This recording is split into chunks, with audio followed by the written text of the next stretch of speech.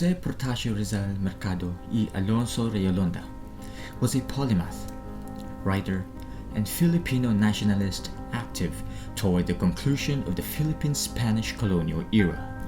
He is revered as the Philippines' national hero. Rizal, an ophthalmologist by training, later turned to writing and was a vital figure in the Filipino propaganda movement, which pushed for political reforms in the colony that Spain ruled. In this video, we will explore the late stage of Rizal's life and the places where he spent his final moments. Consumatum est. Fuego! Due to his association with the members of Katipunan, Jose Rizal was implicated as one of its founders and was tried for sedition, rebellion, and a conspiracy before a military court. Rizal was already in the Mediterranean when he was arrested en route and brought back to Manila for trial. He was convicted as guilty of all 3 charges. He was sentenced to death and was exiled to the Pitan in 1893.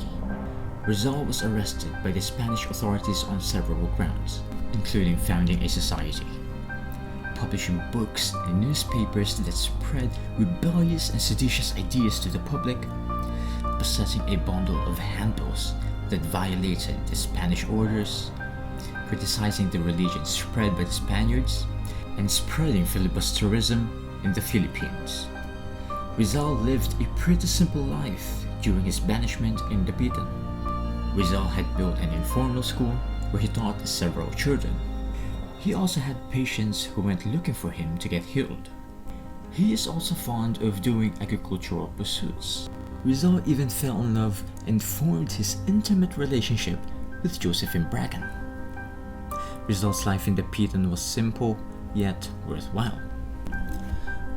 On December 30th, the ashes of Rizal were transferred to the Rizal Mausoleum, and that same day is declared a national holiday in honor of his memory.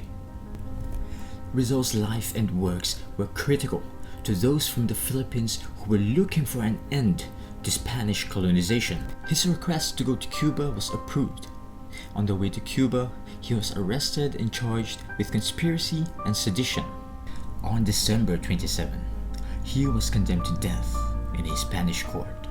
On the 30th of December, he was permitted to marry Josephine 2 hours before he was shot by a firing squad. Rizal was buried in a secret grave. Rizal may have died on December 30, 1896 at the age of 35, but much more of him than his remains in Rizal Park lies in the hearts of Filipinos.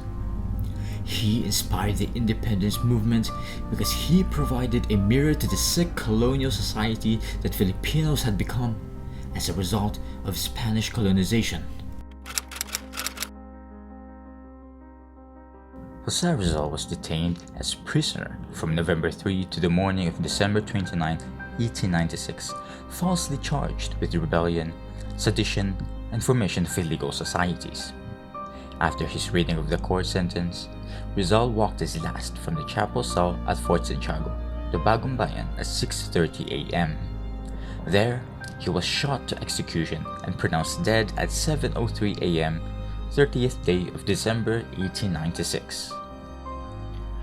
Although after Dr. Rizal's execution on December 30 in Bagong Bayan, later called Luneta and now Rizal Park, he was not actually buried there immediately, but instead, his body was secretly buried at the Paco Cemetery with no identification on his grave.